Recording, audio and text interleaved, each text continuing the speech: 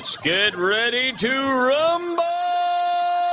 Coming to you from the home of the fishingest bridge in all the world, this is Beach Talk Radio. And hello, everybody. How about a big hand for our first New Candidate Forum live from Margaritas on Fort Myers Beach. Our three candidates are ready.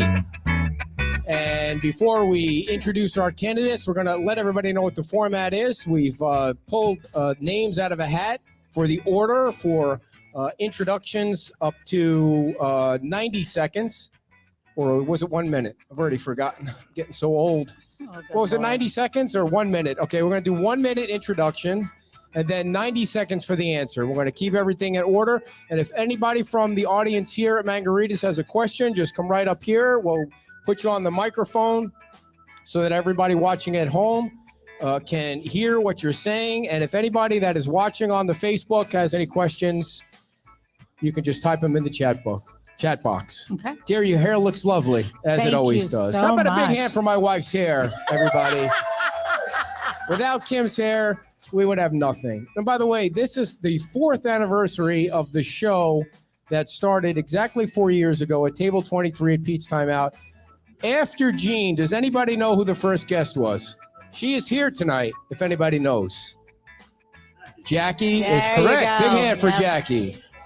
Thank you so much to Jackie, the president and CEO of the Chamber, for introducing us to all these fine people here. And dear, you've said so much. She's regretting that right now. You've said so much. No. Are we ready? Yes. Are you going to explain? I did explain. No, that there's We're three going to do candidates tonight. Okay, There's four, for people that don't know, for the town council, there are 2 open seats and there are 4 candidates. The 3 candidates are new candidates here tonight. So in November, you'll vote for 2 people if you're voting a member of Fort Myers Beach. You get 2 votes, not just, you can vote for 1 person if you want to, but you do get 2 votes to fill the 2 open seats. Mayor Murphy is one, and the vice mayor, who is not running, is the other one. Is that okay now? Yes. All right. So now we've gotten all the beginning stuff out of the way, and John was the first person. Now, you guys, you did it wrong. You took the wrong microphone, so you got to pass the microphones down. No. John gets that microphone. Don't cross the microphones. Give him that one. I got 2, 3, and 4. That's how it works. Thank you very much. All right. Now let me flip the camera around so everybody can see our candidates, and there they are. John, you're up first. Well, welcome, everybody. Thanks for coming out tonight. Thanks to Margaritas for having us. Thanks to Beach Talk Radio for putting this on. And thanks for all you do for the island as well. Happy anniversary. I'm John R. King. I've been married to my best friend happily for the last 32 plus years. I currently serve as a board of directors for the Islands End Condo Association. I serve as secretary because I got the legs. But that's how I got involved and get started, because of the controversy with the sea turtle glass ordinance. We wanted to roll it back from 15% tint to 45%. And just after 1 meeting, I could see that there was a lack of leadership on this council. I saw there was a definite lack of communication between the town and the public and the business owners. And so I didn't see any common sense either. So that's why I stepped forward at my wife's urging. And she told me to do it. I don't argue with my wife. So that's why we're sitting here today. And I'd hope to bring those skills, communication, leadership, and common sense to the town council. And thanks very much. All righty, Karen is next. Hi, I'm Karen Woodson. Wow, what a great turnout. You guys are awesome. I love this. So we bought our home 6 years ago after vacationing here for probably 10 years before that. My husband, Mark, is sitting right over there. We've been married for 22 years.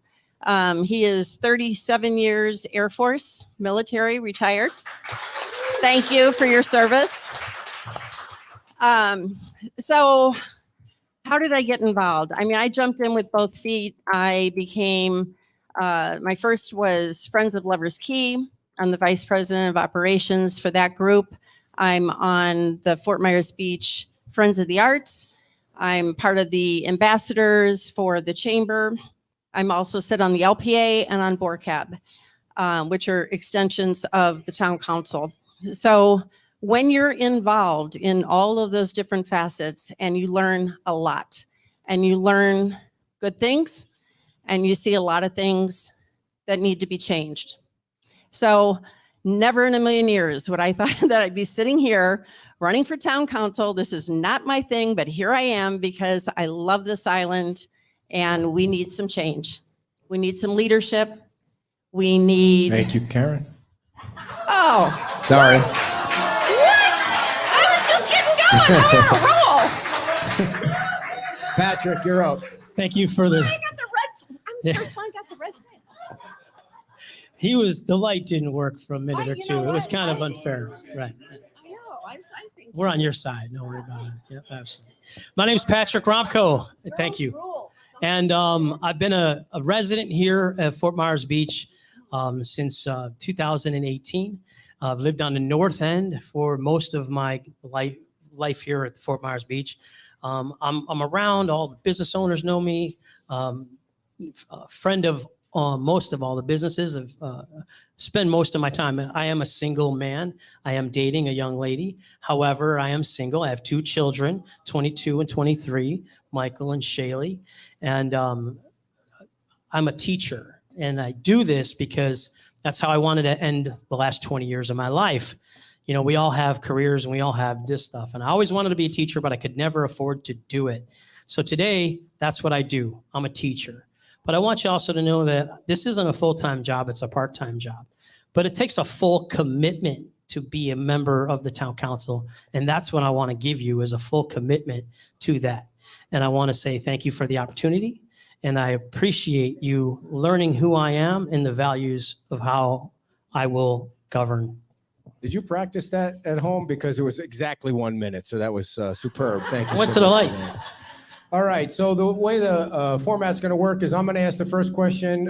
My lovely bride is going to ask the next question. If anybody from the audience has a question, just step up, and we'll let everybody else that's in the community ask the questions. And now the first question will go to Karen. And so, Karen, I guess the first question to you would be, if you were on the town council now, would you or would you not vote for the dune walkover? Right out of the chute, Ed. Just go for it. Right there. You know, I have done a ton of research on this. I do believe that there is a way to satisfy everyone in this. I know that right now it's pretty much out of our hands. It's with the state. It's in summary judgment. It's going to arbitration. So there's not a whole lot that we can say or do at this moment. But I have talked to Eddie Rude. I've talked to many of you out there. I do believe that there is a way that we can make all sides win. And I think that's something going forward that we have to look at. It seems like everything we do on this town, in this town, on the town council is a fight. Everything is a fight. We have so many lawsuits out there, I don't even understand why. But I think there is a way that we can compromise from both sides. I think there's a way to do this correctly for the environment, for our citizens, for the property owners, and we move forward. What is the way? The dune walkover with restrictions, with people coming together and agreeing on things. I do think we can get that done. So I too have obviously been on the beach for a while and been to that area when I first got here. And I was able to walk that area really well, and it's grown, and you get to see, I love that side of the beach. It's one of my favorite spots to go by myself, where you can get away from the downtown area. And getting to know the topic and getting to know Eddie Rude and knowing that the town, again, when you look at management and mismanagement of the town, you know, you have to ask yourself sometimes why they say no to certain things or why they want to fight it, like Karen says. I agree with that. And I think that there has to be an equal ground, but I think he should have the dune walkover. And I always say against it because they always say, oh, we should look at Sanibel and we should look at this. And I kind of look against the town for doing that. But I've been to Sanibel, and you walk out to a public access and there's a dune walkover. So I agree with that. I think we should give them the dune walkover, but I think also, again, we need to make the commitment. I think I would agree with what I've heard so far. For me, it boils down to maybe three simple things. First, the state okayed it. Second, the town that fought it then decided to allow it if he would allow more people to use it, which made no sense to me. So that severely undercut the town's argument in my mind. And thirdly, for me, if I get on the council, I want to always try to keep two things in mind. How does it benefit the town?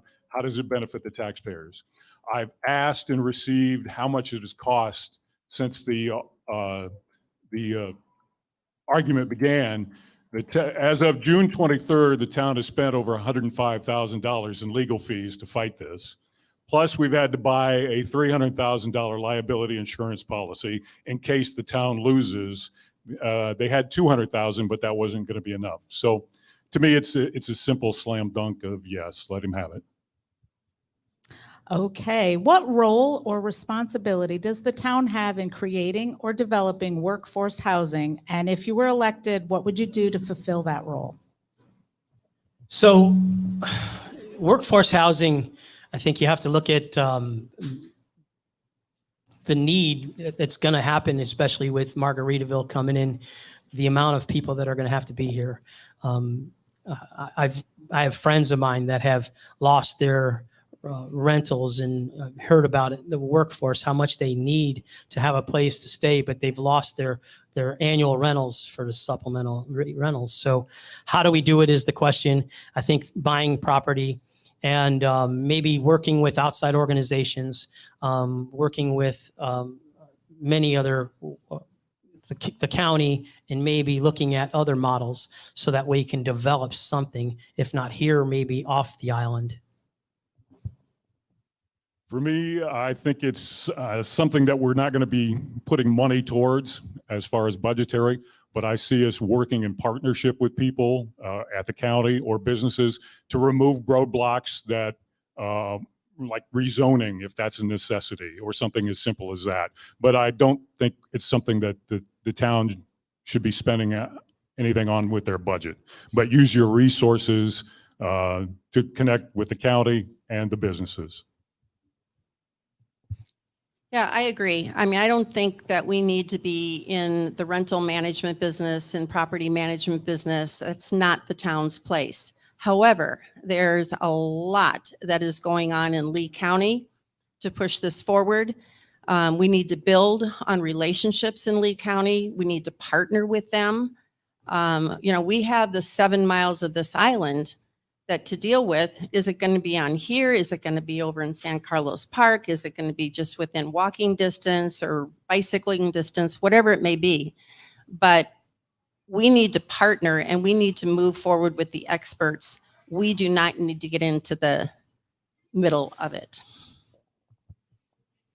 Can I add something real quick? Do I get a chance or no? You can add, and then everybody else can if they want Okay, to. great. Sure. A little free fall in here. Sweet. Go ahead, Patrick. So we're not the only town. I mean, Fort Myers, Naples is seeing this exact same thing, and they're having that same exact question.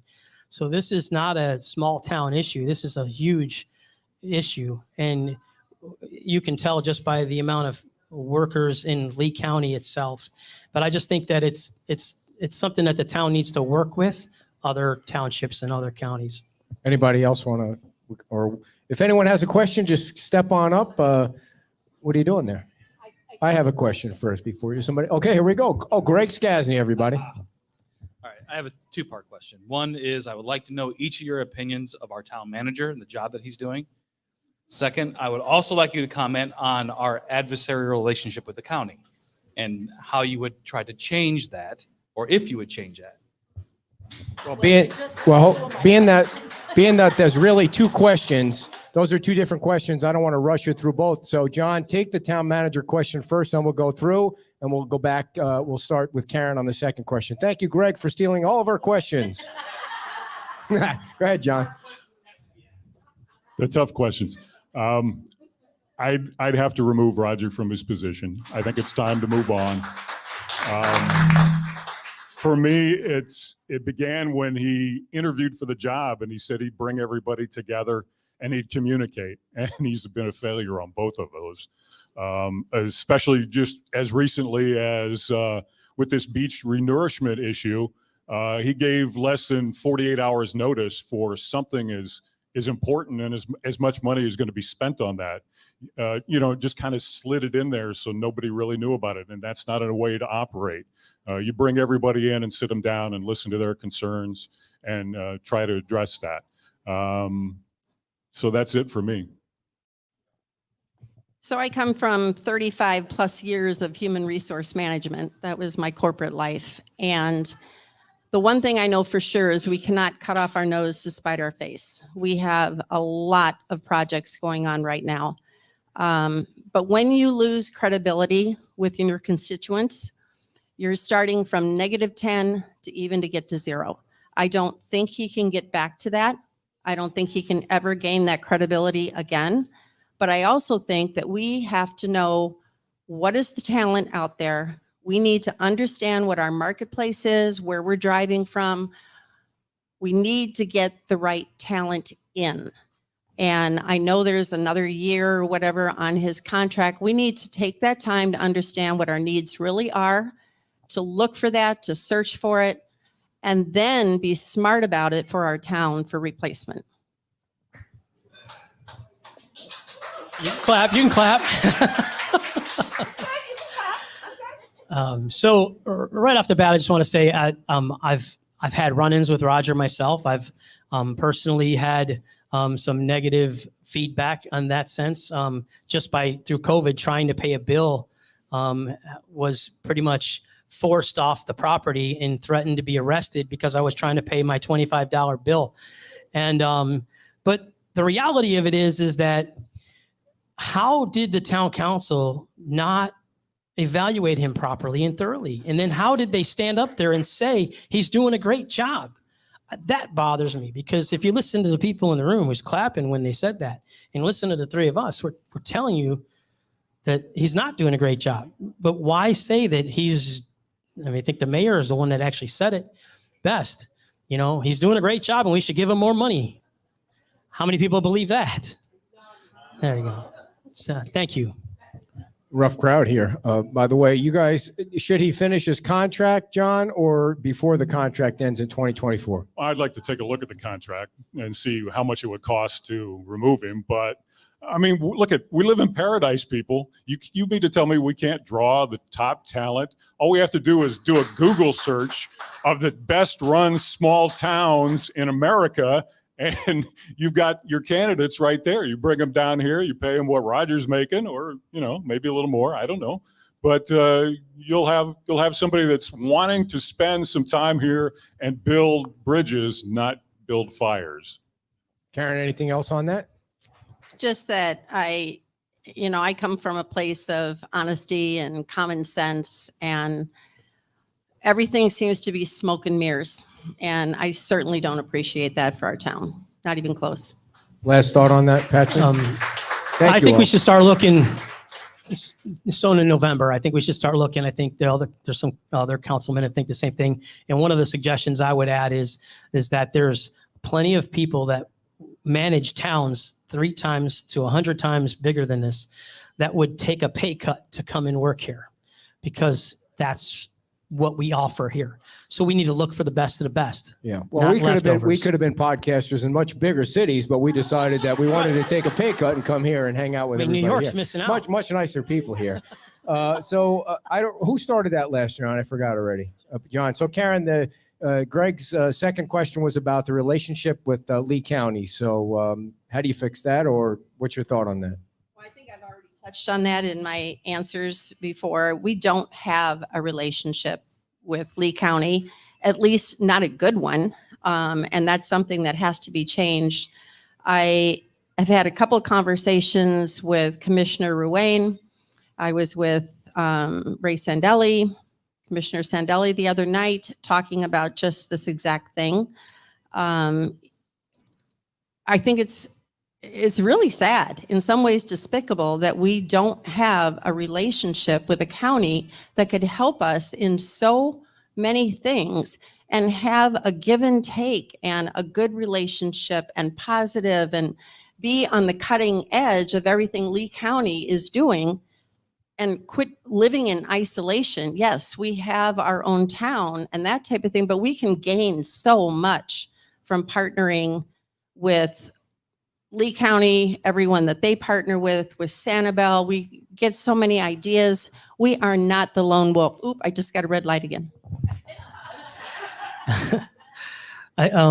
Be a good neighbor, right? I mean, we always have to be good neighbors in small towns, big towns, but I would definitely work to repair that 100%. I think I'm not alone in that. I know recently Dan and both Jim have reached out, and I think if you all watch meetings like I do, you know that there's some people that get offended that they actually have stepped out and went and reached out and asked them for help and trying to mend that bridge.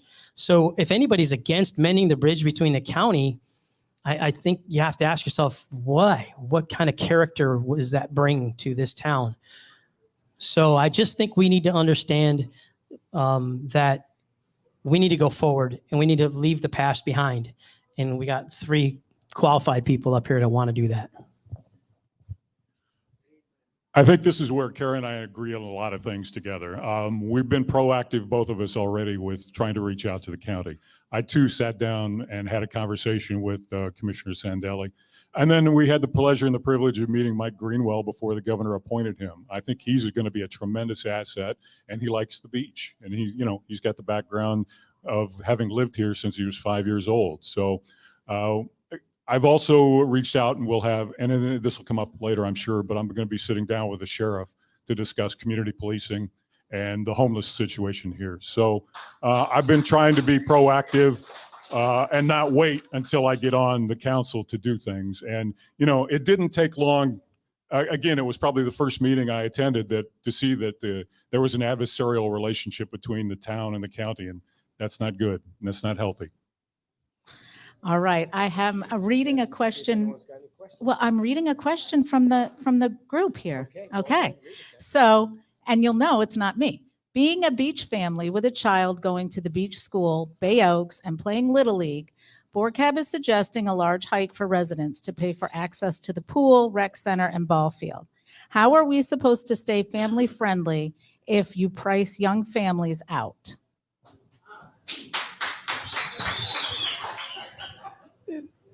It's a good conversation to have, but more importantly, I think being a public servant myself, I look at the same thing. We need to have access to, for our families in the community, such as this, so they have a place where they can escape to that's family friendly, and it doesn't involve vacationers where they can go, or vacationers can go and feel safe too as well.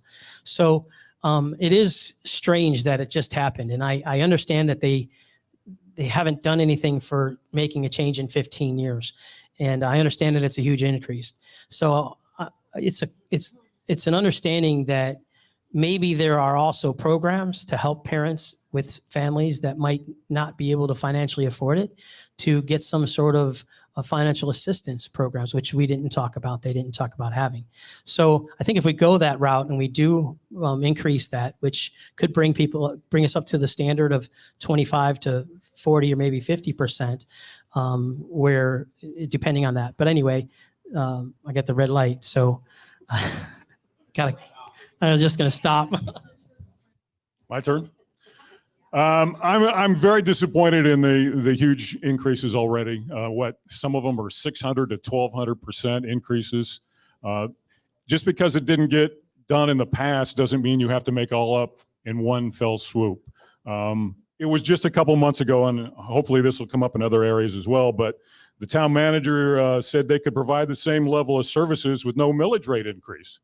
The town also has $2.1 million it can use for its initiatives.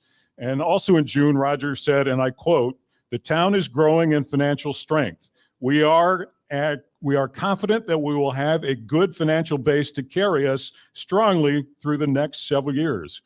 what happened in the last 2 months that now we're in a panic mode and need to raise everything just to cover some things that apparently didn't get looked at. So, no. Okay, there's so many facets to this, and I sit on BORCAB, and I was in sticker shock when they handed us the suggestions for the increases, and I was the first one out of the chute to say, this is ridiculous. How can you possibly expect people to, go from 0 to 10,000 in one full vote? And it's 11 years that we haven't had any increase. What kind of management is that? That's insane. But you can't do it all at once. You got to do increments. We talked about the kids. We talked about the beach families, having scholarships for those kids, not increasing the after school programs and doing that kind of thing. You can't possibly, it's hard enough to get childcare. I get it. I've been there, done it. I was a single parent all the way through when my kids were in childcare. So I know. I agree with everything you said. We were told, oh, we're in such great shape in our budget and we've got this and we got that. And then all of a sudden, boom, we have nothing. All we have is increases. It's not going to, it can't happen. It cannot happen.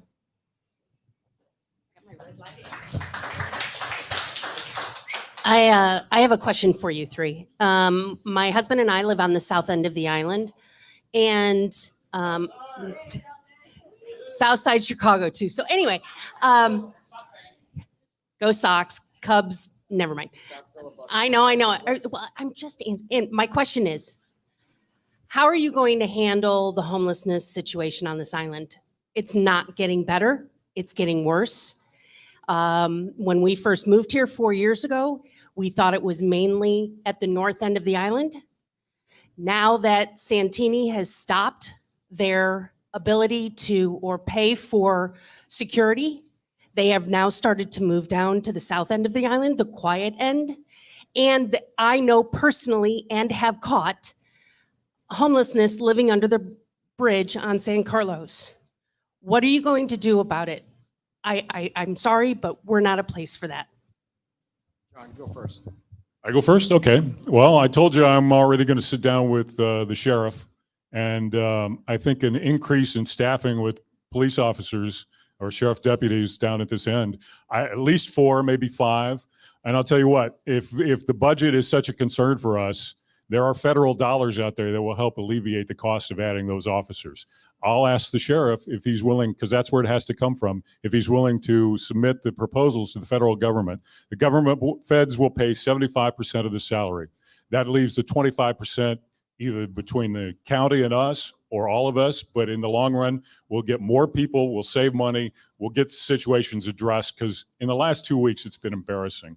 And you're right, at the south end of the island, I'm at the Islands End Condo Association. We had a gentleman sleeping there all night.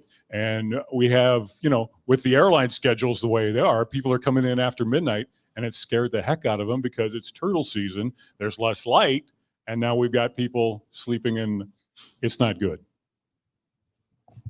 So I have had this conversation with Captain Tim Laller of the Lee County Sheriff, and we've talked a long time about community policing, how it works, why it works. And it's basically being proactive and not reactive. So when you have community police, they get to know your neighborhood. They get to know the people on this island. They actually get to know every homeless person.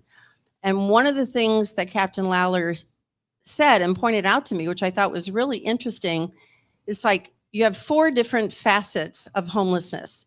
Yes, you have the alcoholism, you have the drugs, you have the mental issues, but you also have a homeless choice. It's a lifestyle choice. So you can attack 3 of them, 3 of the 4, which would take care of a lot of some of the issues that we have. There's all kinds of programs. Again, I go back to the partnership with Lee County. Tons of programs that they provide. They will get people off the island if they commit to going into rehab, to getting help, to doing it. If they don't want to do that, there's other ways that we can deal with it too.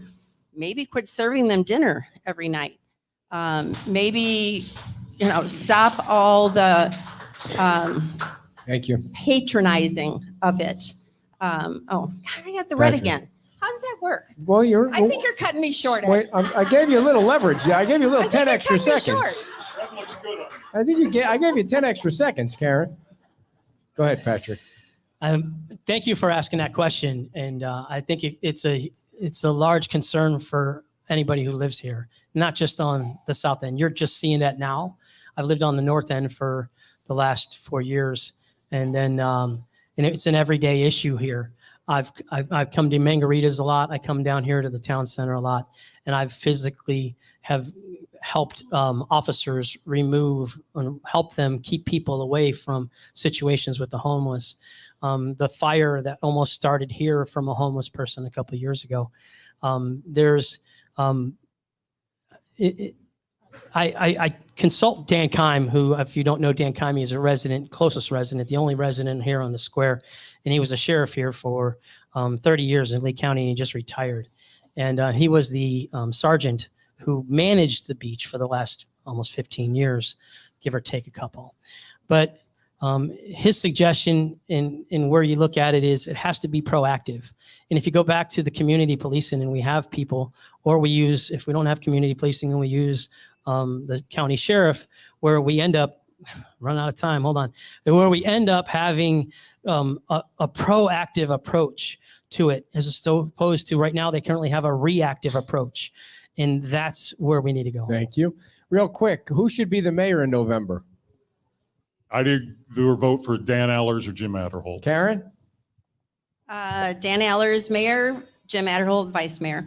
Patrick? I concur, absolutely. Dan wants it and Jim agrees. Have All those right. conversations. All right, who started that Because round? we can talk about that because we're not under the sunshine laws. So we can talk to Yes. these guys about that. Who started that round?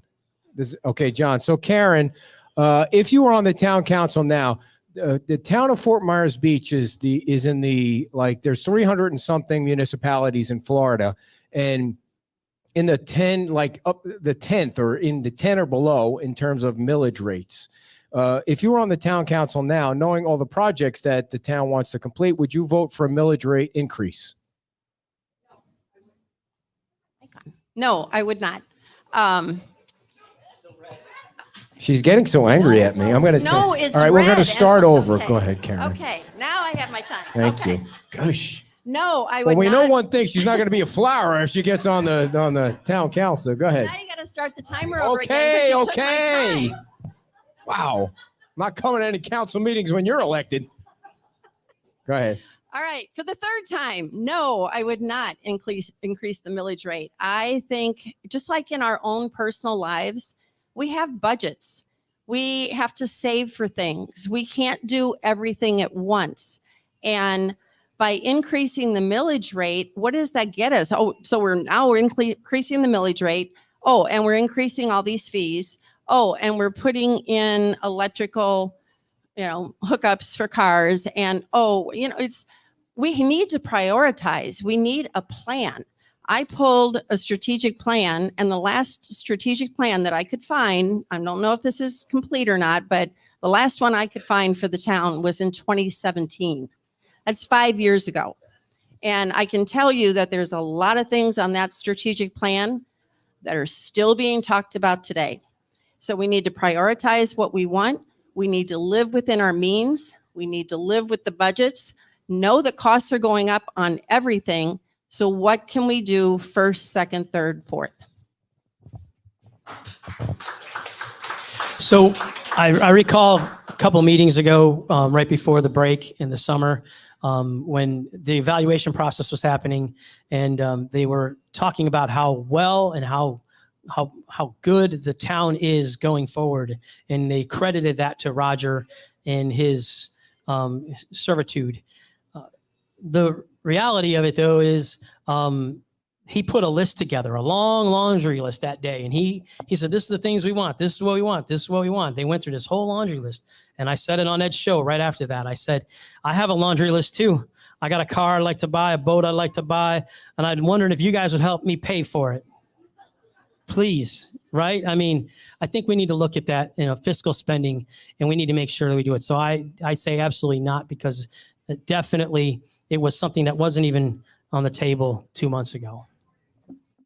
I think Karen said it for me when she said no 3 times. I'm with no, no, and heck no. And I'll be down there fighting it in September because I don't think it's warranted. Again, if you don't have the money, Roger, and we've just somehow got into being so poor in the last 2 months, then we have to cut our wish list. And that's the reality of it. Everybody does it on a daily basis, so can the town.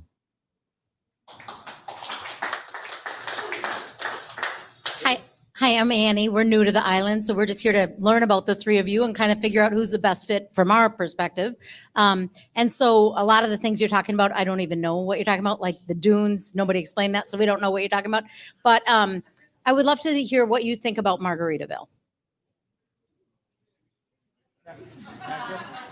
Thank you. Should I sing Wasting Away in Margaritaville? Is that what I believe? Sipping on sponge cake. No, I ever since I've been here 5 years, and I work part-time at the Cigar Hut, and everyone wants to know, and everyone asks that question. So I've been answering that question for 4 years. And I believe, even though I was an outsider then, which I'm not anymore, I'm an insider, I believe that it is a positive growth for our town. And I'll tell you the number one reason I think that is true.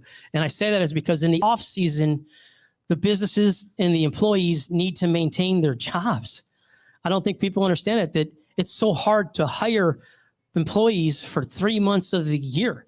So if we have more people here throughout the year in the summertime, 3.5 years ago, before COVID, I'm standing in the front of the Cigar Hut, and in September, and there's not one car on the island, not one car driving down the street. We remember COVID because we had people come down here, but before COVID, July and August was ghost town.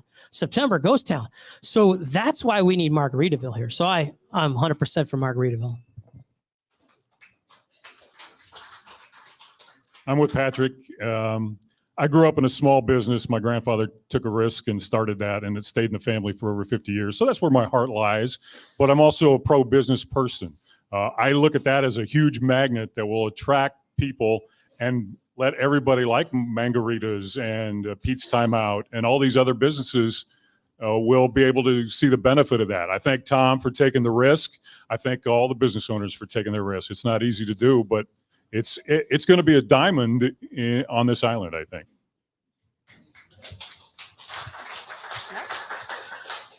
So I'm a top fan for Margaritaville on Facebook. So that kind of tells you where I stand.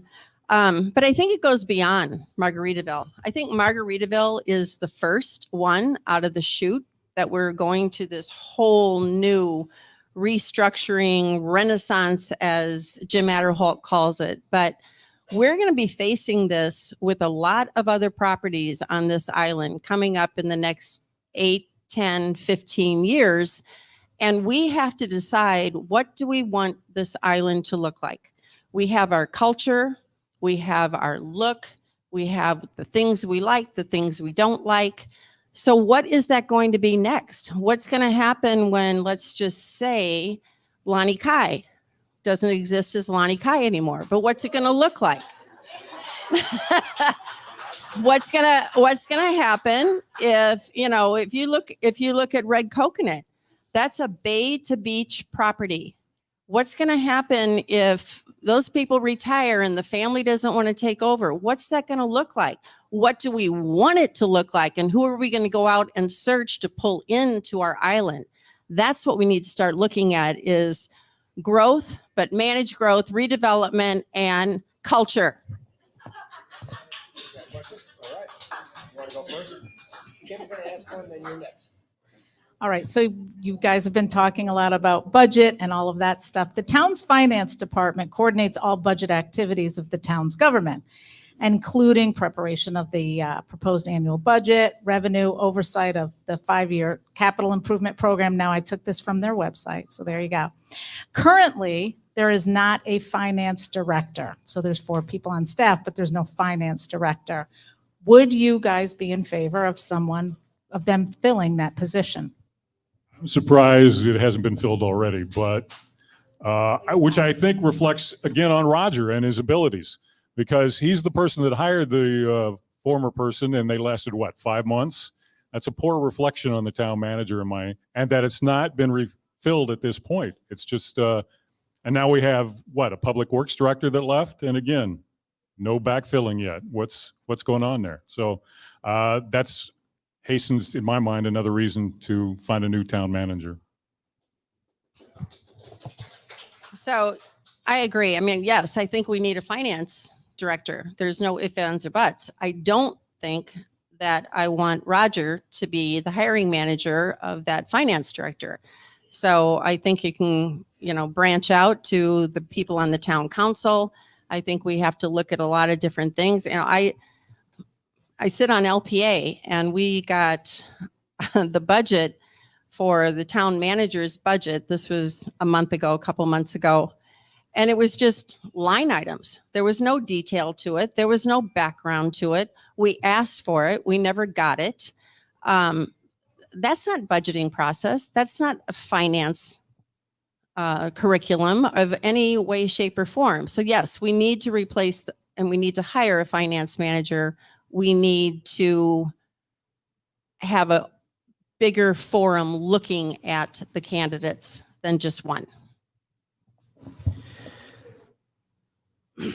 One of the reasons why I think our mismanagement of the fiscal is a lot to do with the town manager. The management of the town is one of the big reasons why I think we need change. And I think that'll bring a lot of relative positive change to things like that. I sat and watched the MP meeting, and I listened to the response of Roger when someone brought up a point about, well, it's $300, and he's like, well, then just take it off. What do you mean? Just take it off? Like, it's your choice. You get to take it off if you want.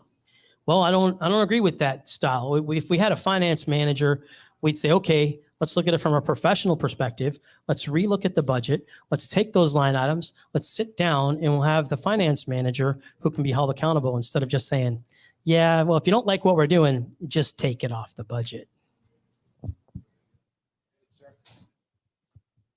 Okay, what I would like to ask relating to the millage rate is, are you aware of what is called the rollback rate? Okay, I didn't want to ask it if you haven't heard of it, but anyway, the rollback rate leaves taxes exactly as they were the year before. This rollback rate has not been used since Larry Kiker was here. And you can check the records on that. They have not had a rollback rate since Nita Saracita started on the town council for the second time, of course. But anyway, we got to do that for our fixed income people so that they don't have an increase in taxes. All it's called is living within your budget. And by the way, the town attorney needs to go too.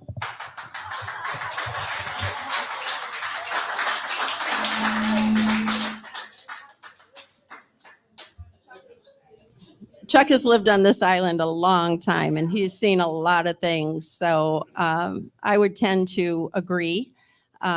Just like I said, we're not going to raise the millage rate. We should look at a rollback rate. I don't think any of us want to pay more taxes.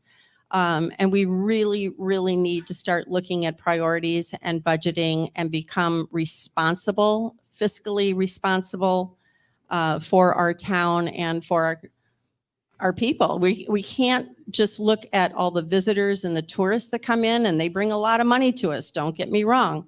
However, we got to look at the people who want to live here, the families who want to raise their children here. And we're going to knock them right out of our island if we're not careful, and we can't do that. Then, you look at all of the voter registration. It continues to go down, down, down. We lost another 1,000 this year compared to the previous election. That can't happen. You need to sustain the people who want to live, work, and make something of this community. I wonder if there is what the thought process is going forward. Everyone keeps thinking about, well, if they're looking at it, well, we're projecting that now the housing market has went up a percentage. Well, one of the things that I look at as a commoner, and I think to myself, the people that currently live here that bought their houses 10, 20, 10, 15, 20 years ago, they sold their house. Now it's double, triple their value. Well, their income hasn't changed. Well, we're judging the income of based on the new houses. We're judging our proposals and all that on the new houses, but our residents are, they can't afford the house that maybe they might not be able to afford the house that they live in now if it was for sale. So we have to look back and say, okay, how do we protect that? And in today's time, gas prices, food, cost of living is just skyrocketed. And I just think we need to protect that in our residents, not in the perspective of our investors. In June, the head of the audit committee talked again about how well the town's coffers were doing, and that it was time to start looking at rolling back fees and, to your point, the millage rate or taxes. I agree with that. Again, Roger said in June, we have the ability to provide the same level of services without raising it, so we can do that. And I'm all about saving money wherever I can. Ladies and gentlemen, a big hand for the great Barbara Hill. Oh, please stop. No. Actually, it's a question for all three of you because I understand that everyone's concern is checks and balances for our financial budget here with the town, the checks and balances. So the town has an audit committee. Am I correct? And the town's audit committee is responsible for ensuring that the finances that are dealt with, whether it's the budget or the shortfall or the expenditure of town funds, is looked at by this audit committee and that they pass judgment on how the town has been financially managed. Am I incorrect in assuming, because I've heard other people say that somehow the audit committee has determined that our town funds are mismanaged? Because I have not heard that. So I just have a question for all of you. Where is that evidence?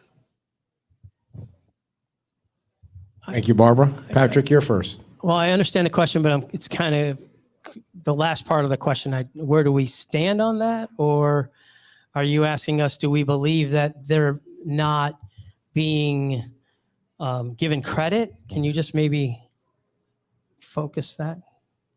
I just have a question as to why there are others, and you apparently, all three of you, believe that the town funds have been mismanaged, that the town manager is not doing a good job of fiscally managing the town budget. So that is your position, all three of you. I just want to know, has the audit committee verified your position?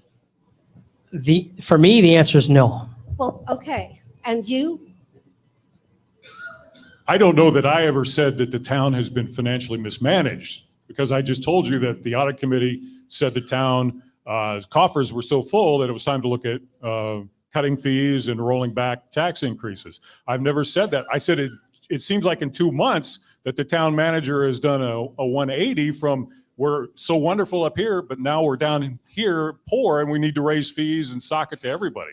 So I'm not saying that's mismanagement. I'm saying I don't know what happened in those 2 months. So, we had over $2 million without adding any tax increase for the initiatives that the town wants to attempt to do. So am I hearing that you agree with the audit committee that says the town is managed well in terms of its financial health, but that did anyone over these last 6 months or 1 year consider the issue of COVID and inflation that over the last 6 months has affected us all? And why would it also not affect the town as it has affected all of us individually? So to me, that would be the impetus for reevaluating what our budget actually is. That's a fair query. And I honestly I can't really answer what the audit committee, I mean, yes, they made their statement, they did all that. And I don't know the answer to this question, but did they have in there all the projected funding that we were trying to get to, like the beach renourishment for, the downtown Times Square project, for the Bay Oaks project? Or were they going on limited information because none of that was really included in that budget and going forward? That's when I say, Barbara, a little bit of like, there's some smoke and mirrors here, because how all of a sudden can you go from being so great and so wonderful and we're fiscally responsible and everything else to raising every fee on the island to every possible place we can pinch pennies from, every possible place we can pull things from? You sat on board cab with me. We were all appalled at the fees that were coming through. So there's something, and we not, adjusted them accordingly, for sure. right, Yeah. right. And there's something that is not matching up.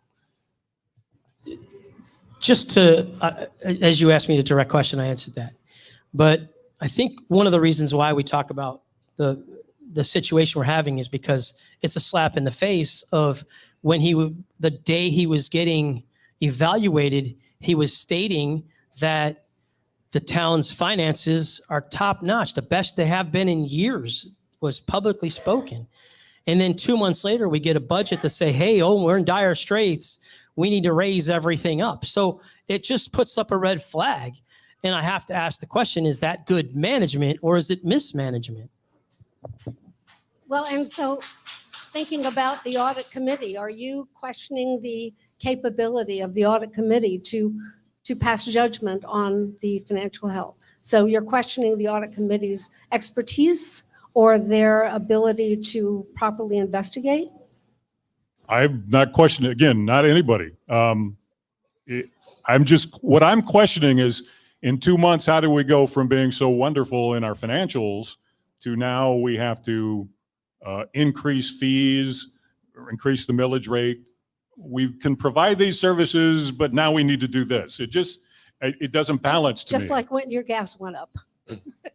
Just like the inflation, just like everything else, it seems to me.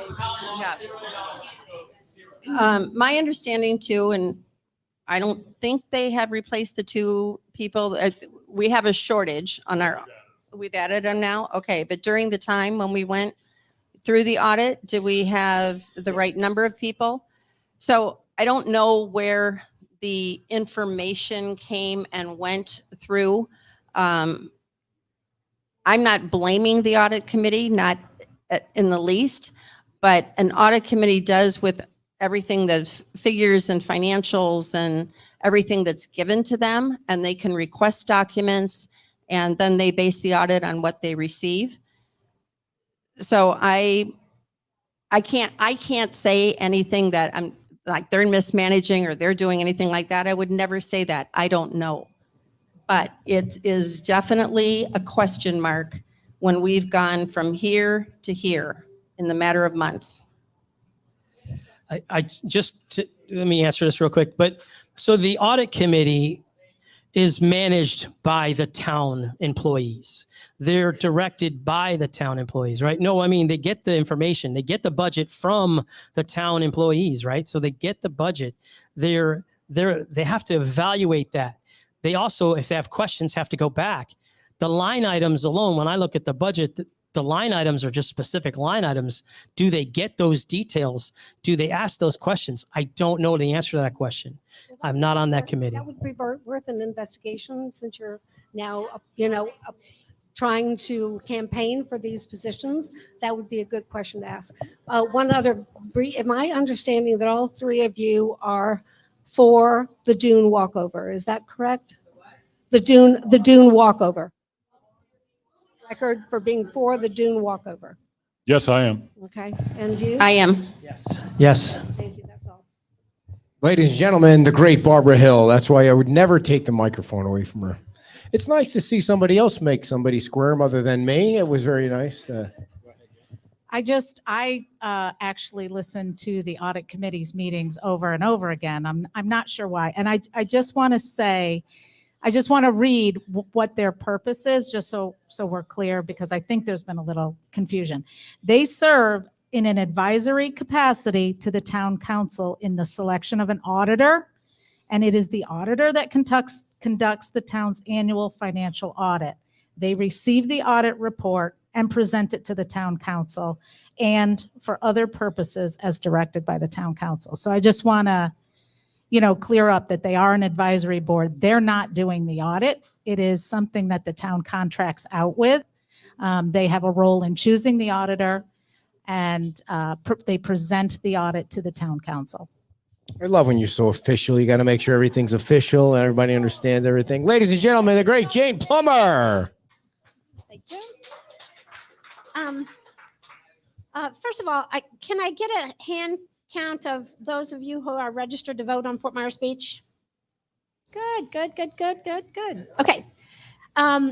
Historically, the people that we have come up through the ranks of being on several committees, being on the LPA, so that you have history, so that you have background of what has happened in the town and how we have gotten from there to here and where we want to go in the future.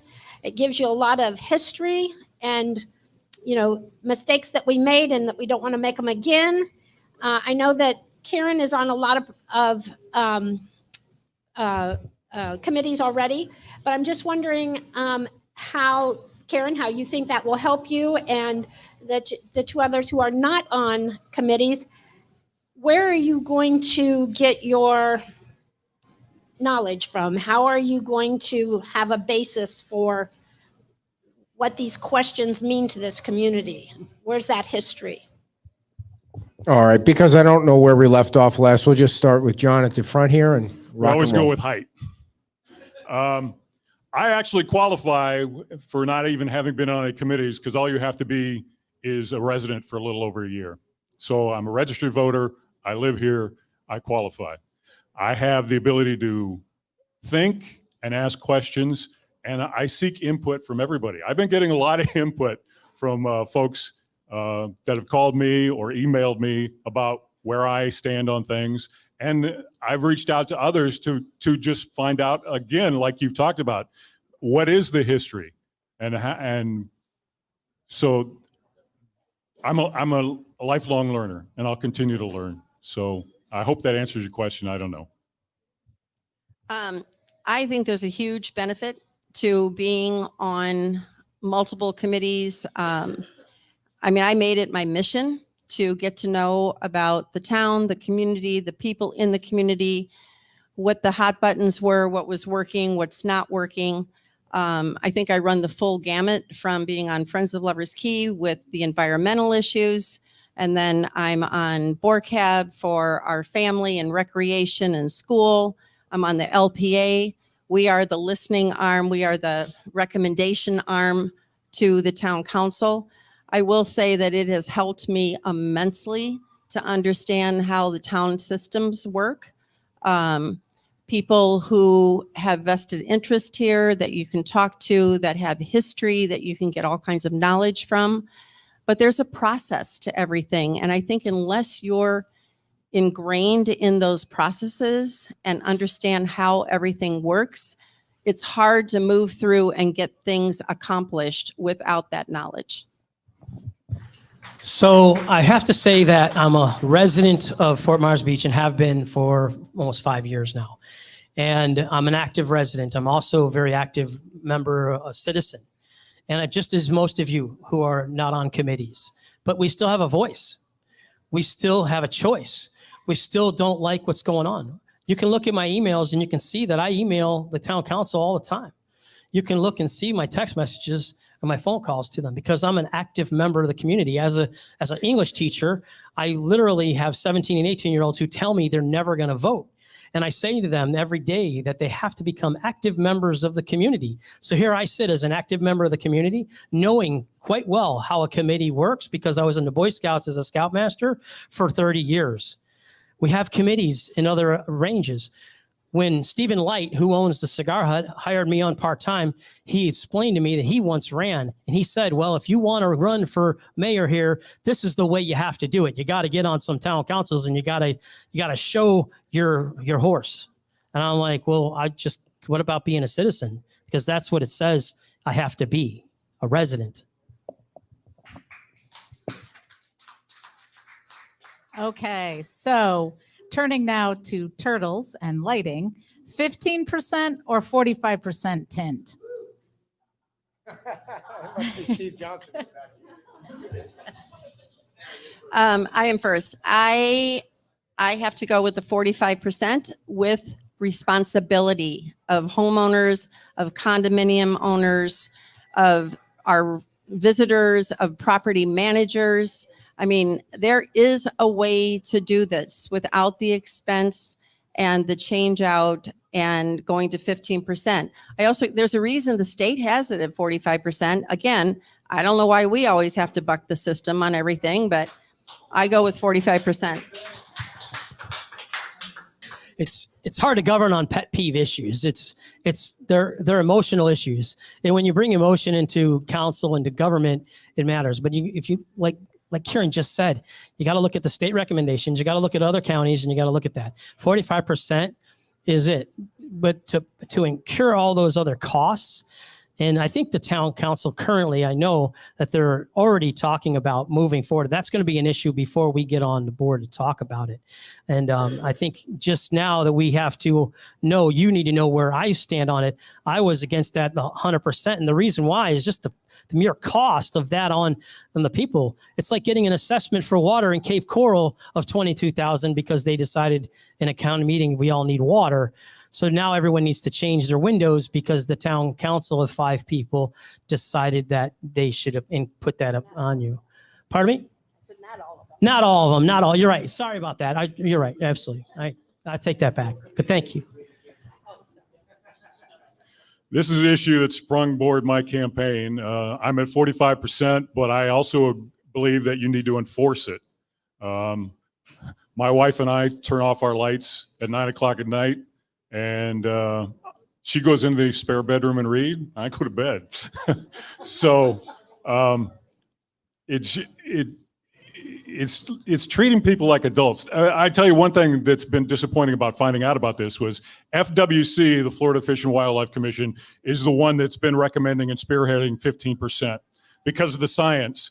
Then you find out from talking to the glass people, there is no science behind this. They're working with them now to try and figure out what is the best. But Florida Fish and Wildlife Commission, for these windows or windows in your home, decided 15% was the best because they checked with the auto industry. That doesn't work for me. That's not one and the same. So I'm a strong 45%er. All right, and just a quick follow-up. You talked about other things that could be done in lieu of changing the tint. What can be done to improve, people's compliance, especially when so many people are visitors? And by the way, before we start, Karen, if anyone has any questions, come on up and we'll put you up next. Go ahead, Karen, you're up. I definitely think there's an education process. I mean, the visitors, unless you educate them, they don't know. A lot of the rentals, they're through property managers.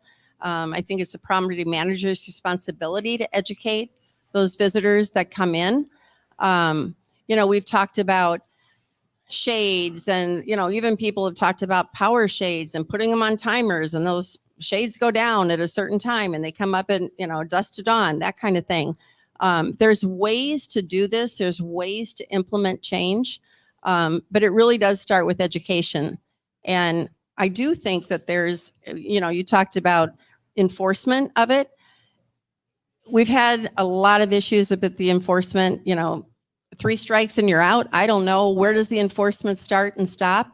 We haven't been consistent about it. Consistency is huge. It's just like, children, you have to be consistent. Well, same thing with condo developments, with people on the island, with residents and with visitors. It's education and consistency. I agree 100%. Education. I'm in education, and I firmly agree that if we just train people and we talk to them. Listen, I get visitors that come down and they wonder why all the lights are off and why it's so dark, and I have to explain to them what turtles are and why we have to, then you go out and you show them on the beach and you educate them. This is family and friends that come to visit.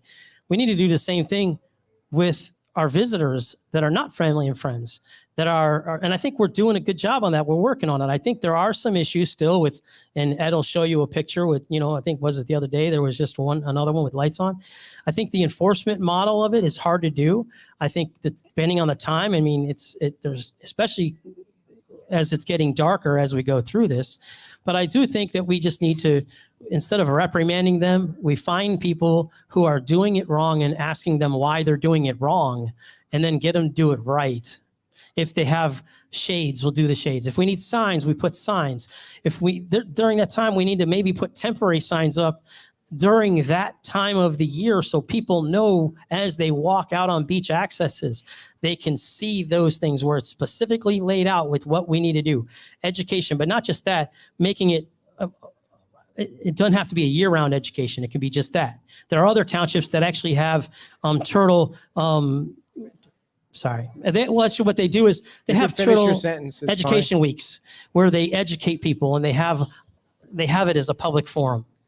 All right, everybody, before our next question, I've been told by a little bird that there's going to be a Commotion by the Ocean candidate debate that's sponsored by the Chamber sometime in October that will include all the candidates and possibly the state candidates. So stay tuned for that. I'm sure we'll have all the information on that. And on our show tomorrow, the new general manager of Margaritaville will be on at 9:45.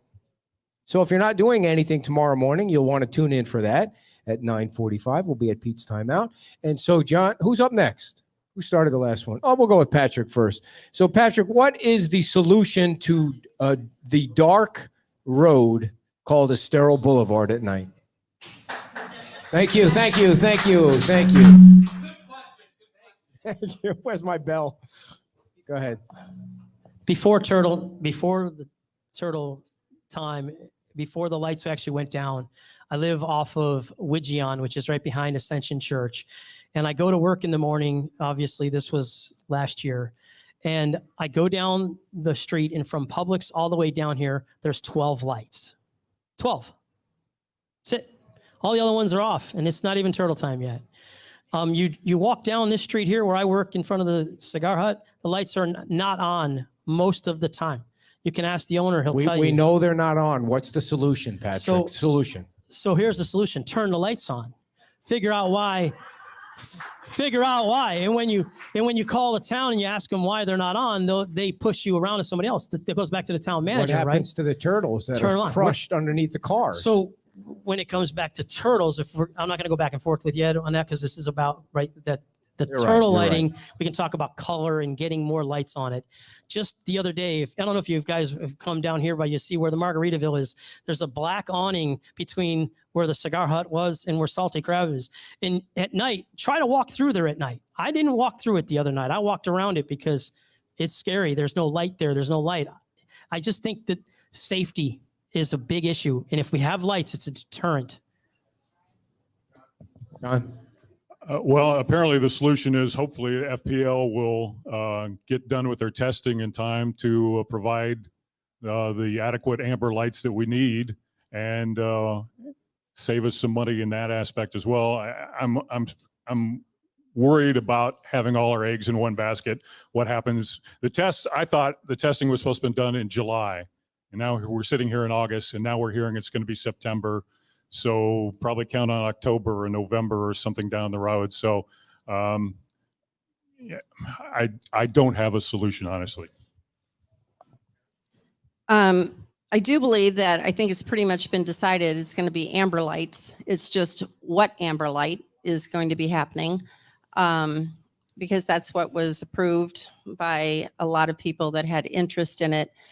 What I don't want to see is yet another consultant hired to figure it out.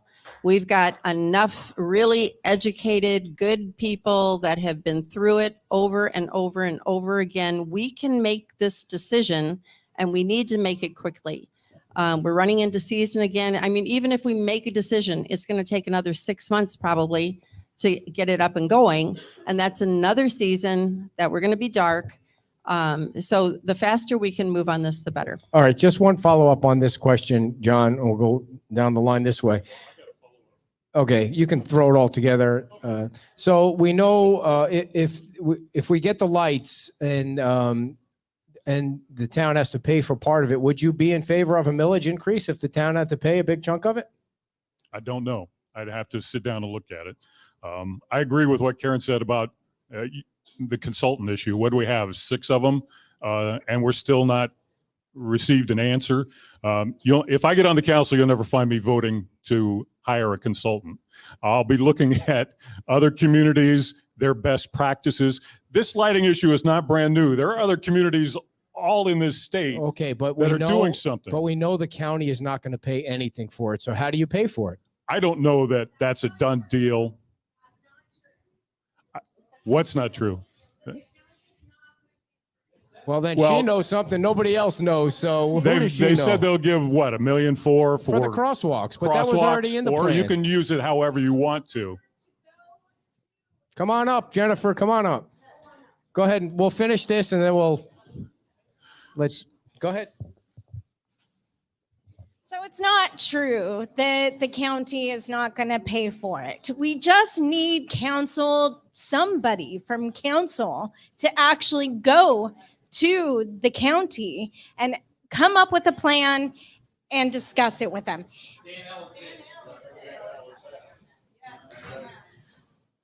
And he's been told that there's not going to be any more money. By who? Whoever he sat at. By who from the county? I don't know exactly who he's talked with at the county, but that's what he's said in council meetings. And what plan did Dan Ellers come to the county with? What questions did he come with? I can't answer for Dan. Did any of you listen to the county meeting with Dan Ellers and Ray Murphy? No, I did not. Did any of you watch that meeting? The county meeting or talking about The county meeting. at the local meeting or the county meeting? The meeting, the town We council know meeting? well, I don't want to get all caught up on one question, but we know the county is going to give you 1.4 million for the crosswalks. But they're not giving anything else unless something changes in the future. That's all they're getting. But that's not completely off the table. It is off the table. No, it's not off the table. Well, then you must have had a meeting nobody knows about. Does anybody else know about a meeting with the county? Can I I will interject, say this now, just so you know, now that I'm up here, my name is Jennifer Rusk. I'm with the Marine Environmental Resource Task Force. Watch yourself. By the way, I just would like to say thank you so much for your service and for I would really appreciate some respect. I give everyone respect, so if I could please get the respect back. I really appreciate your service, and for all 3 of you coming up and doing this. I moved here back in 2012. What's the question? We're running out of time. What's the question? Well, here's my question. Where do you all stand environmentally? Because environmentally, as a barrier island, we really need to support our tourism, our businesses, and our community environmentally. So where do you all stand? Thank you for your encouragement, Ed. But that's what my question is where do you stand? Thank you. Wait. Go ahead. I'm sorry. Thanks, Jennifer. I appreciate what you do as well. I think I'm an optimist like Jennifer. They said this is all you're getting is 1.4 million, but when push comes to shove, we've got some new commissioners coming on the county. There's nothing closed yet. They seem to be very adamant. I haven't had the discussions that Dan had, but I'll still try to be optimistic and say, hey, maybe they'll give us another $500,000. I don't know. As far as environmental, you and I talked earlier, and yes, it needs to be a partnership. because it's a barrier island that's changing all the time. We're seeing that now with the beach renourishment, where we need to add sand in some places. Others we don't need to. Where I live, we don't need the sand. So yes, it needs to be a partnership to support everybody and work proactively. I would just say that I really commend Dan for going to Lee County and being our voice there and trying to work out some details, works out some kinks that we've had. I think in my mind, the compromise is the amber lights. They are safe for the turtles. They will give amber lights are better than no lights, folks. I mean, we have no lights at this point. So I think the compromise is the amber. I fully support the amber. But let's just get it done and let's figure out how we can do it. Let's work on a partnership with Lee County. If we can add that to the agenda, I don't know that we can at this point, but we can certainly try. Going forward, thank you very much. But going forward, thank you very much. Great job, Karen. Back to Patrick. Give me some more time, Ed. Thanks. So Jennifer, thank you very much. But I think what I was going to say earlier when I tried to interject is that I think what you're saying is that we need an actual proposal. We need a conglomerate of it. When Dan went and came back, he kind of got beat up a little bit by the council, some members, not all of them, about him even going there and having a conversation. But what if there was a formal, our town as together went formally to the Lee County and formally asked them for a different, I think we'd get a different response. I have 2 kids, and if one asked me for $25, the other one's going to ask me for more. But if they came together and asked me for $100, I'd probably give it to them. Good evening. I have a question as probably one of the youngest registered voters here on the island, at least in attendance. Thank you. I have a concern here about young professionals. How do we as a town, as a community, draw and retain our young professionals, bring them to the island, keep them on the island working with the wages that we're getting, with the increase in housing prices? I recognize this is an issue that goes far beyond just our local town council. It reaches into the county, it reaches into the state, the country, the world. But how do we keep young people connected to each other and to our island here and keep them drawn to stay here long-term, to build families, to build our community up?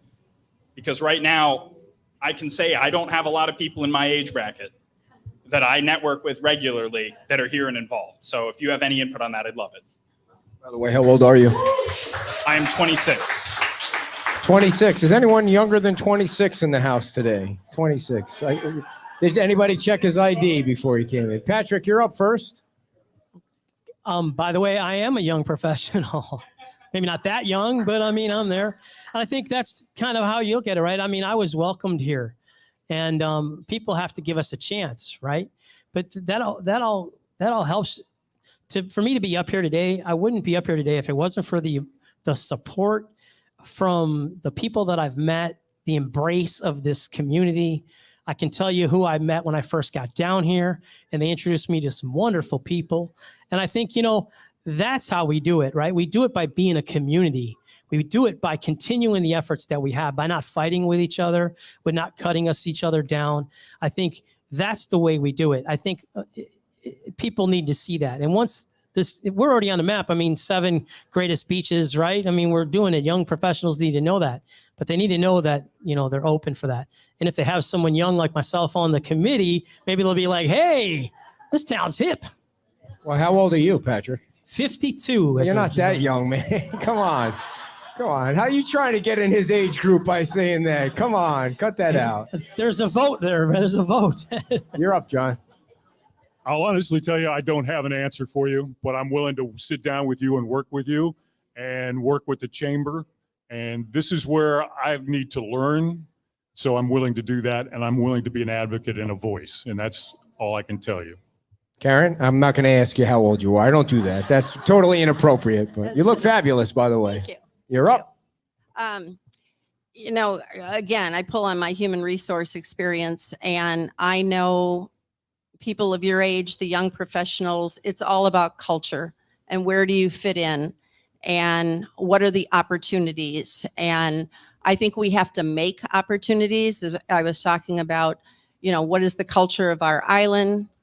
What is going to happen when families change over? Who do we want to target to bring into the community to create jobs? You may not be able to live on the island at first, but the goal would be to get there. I look at Margaritas. I have been here since the day they opened, and I don't think you've had much of a change ever in employee base. That's because of culture. That's because of the right compensation plans, the right benefit plans, the right management. And look who you attract. You have great people. They're managing this. JJ and Jason aren't even here, and look what they put on. So. And if I could add a little to that, in the 4 years we've been together, I've never had another co-host. So we've actually been able to keep our culture together. So does anybody else that hasn't asked a question in the audience want to come up and ask a question? Steve Johnson or Cindy Johnson, do you have any questions? Anyone else? Well, okay, Steve Johnson, everybody. He is the chairman of the Marine Resources Task Force. A resident of Fort Myers Beach.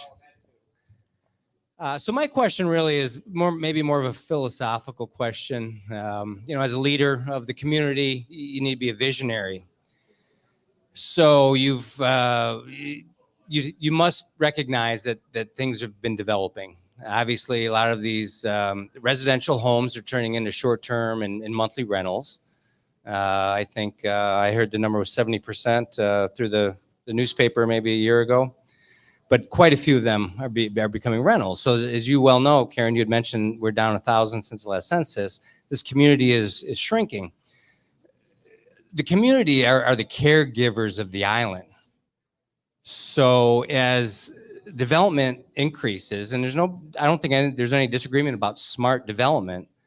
But what do you see as the future of the island if the development continues to the point where the community and the caretakers, the people that walk the beaches, pick up the stuff, take care of the turtles, take care of the birds, what's going to happen to the long-term, of the island, the prospects for the long-term of the island? Thank you, Stephen. I was wondering if there was ever going to be a question in that filibuster there, but thank you. No. So I think, John, we'll start with you on that one. Go ahead. Sure. Start with John. You've skipped him a couple of times, but let's start with John. I'm trying to be fair tonight. I know. I'm just giving you grief because that's what radio folks do to each other. And Ed used to be in radio, and I used to be in radio. Steve, I don't know. Honestly, I'd love to sit down and talk to you about things. Again, I'm going to be honest. I don't have all the answers, but I have a voice, and that voice is something I want to use for all of you. I may not be able to bring everybody together, but I find with a person of my size and my voice, either people are running from me originally or drawn to me. And the people that run from me originally are eventually drawn to me because they see the work I put in, and I take ownership and I put my name on it, and I'm available, and I will get back to you, and I will sit down with you, and we'll talk about it.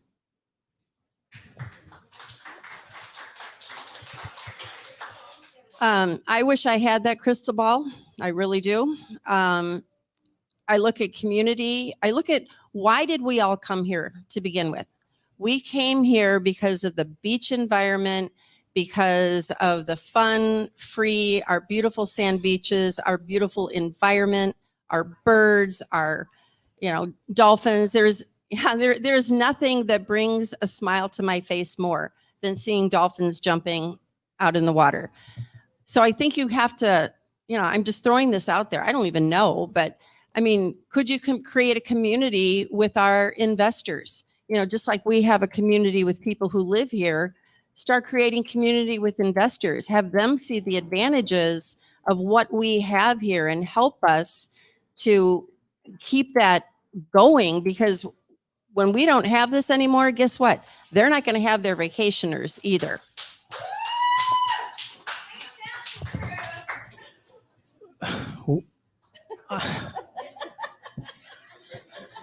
I got to follow that every time. You know that, right? I love you. Love your show. Thank you very much for coming. I love this town. I'm proud of it. And I'm proud of it because you'll see me on Facebook posting a sunset picture 3 times a week. To everyone where I've lived in the Chicagoland area, in the suburbs, or anyone I've ever met, they know that I love it down here. And they're probably all jealous. But the reason I love it here is because I was welcomed here by the community, by those people. I don't have the vision for the future. I have the vision for right now, and I want to embrace it. I love this. I love this feeling. I know a lot of people in this room. I know a lot of people in this town, and I enjoy doing what I do. I love living here. I love the adventure between it, and I love meeting new people. However, I want you to know that's where I want to go with this. That's where I'd like to be. If there's investments and investors that are crashing down on that, that's why we were incorporated for that reason, right? We were incorporated for that reason, so we can maintain and control that. And I want to be a part of that. Let me help you represent you in that movement. Well, folks, can we get a big hand for our 3 candidates? It's not easy running for office. It's not easy running for office, and it's not easy being under the spotlight from my wife's tough questions. And so thank you very much for coming. And we're going to give you up to a minute to wrap up before we have some drinks and hug and kiss and fist bump and whatever we do. So the reverse order is going to be Patrick, Karen, and John. 1 minute, sir. You are ready to rock. The light's not on, Ed. I'm sorry. So I know a lot of people that have asked me questions on why I run. And I'm running because I'm an active member of the community. I'm running because I care, because I've went up against some issues in the office and working with the town. And instead of just sitting around complaining about it, I decided to do something about it. And you know what's hard? It's hard to go out there and tell people, because now you're under the spotlight. I'm not just a citizen anymore. I'm a politician. I'm not a politician. I'm a human being. I'm a teacher, scoutmaster, scout leader. I've done everything in my life to today in good servitude of our country, of our neighborhoods, our children, and our adults. And I just want you to know that going forward, voting for me is your voice. And you get who you get. And I'm just going to tell you who I am. If you're interested, you can go to my webpage. You can call me up. You can come meet me down here at Margaritas, because I'm here on Thursdays and Sundays, and I do one heck of a karaoke. All righty. Karen. So I just want to thank everyone for coming out tonight. That this is the first one. We had no idea how this was going to be, or what there were going to be 3 people here, if we were going to have standing room only, which is what we had. You know, Mark and I come from a service background, 37 years in the military. Everything that we have put on the shelf for that life. And when we came down here, this was our goal. This was our dream. And to be involved in this community the way that we have been, the way we've been accepted, the changes that we want to see for the better. I mean, we're here for the good, and we're here for the long haul. And whatever we need to do to convince people of that, I will do it.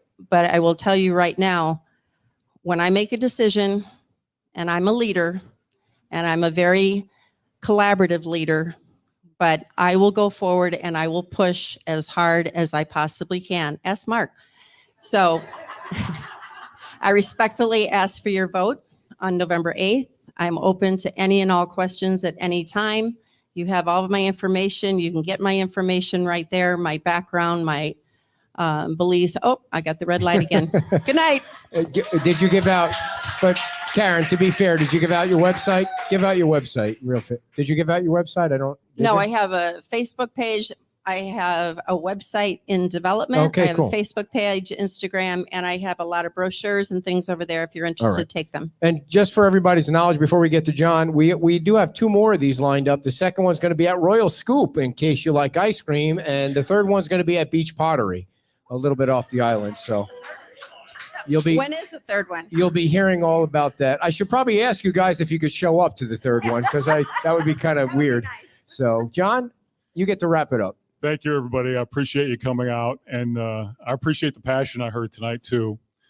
Thank you, Patrick. Thank you, Karen. I think any of the three of us would be an excellent choice. I'm a little more prejudiced but that's kingforcouncil.com, so I make sure I get that in there. I'm committed to this island. This is a place that my wife and I chose. We've been vacationing off and on here for 20 plus years, and we chose to move here. I'm committed. As a matter of fact, I'm so committed that I'm going to turn some of the council pay I would receive into donations to nonprofits on the island. I think you'll find with me somebody that's open, willing to sit down, listen, talk, learn, and I will always keep in mind two things. How does it benefit the town? How does it benefit you, the taxpayer? Thanks very much for coming out tonight. Appreciate it. Thank you all. And thank you all for coming. We appreciate you coming out. It was a great turnout. One more round of applause for our candidates that are running for town council in November. One more round of applause for Kim's fabulous hair. We put a lot of money into that hair, everybody, and we appreciate you guys loving on that. So we'll see you tomorrow morning from Peach Time Out at 9 o'clock with Lindsay Garza, and at 9:45 with the new general manager of Margaritaville. Say it together with me, people. Bye-bye.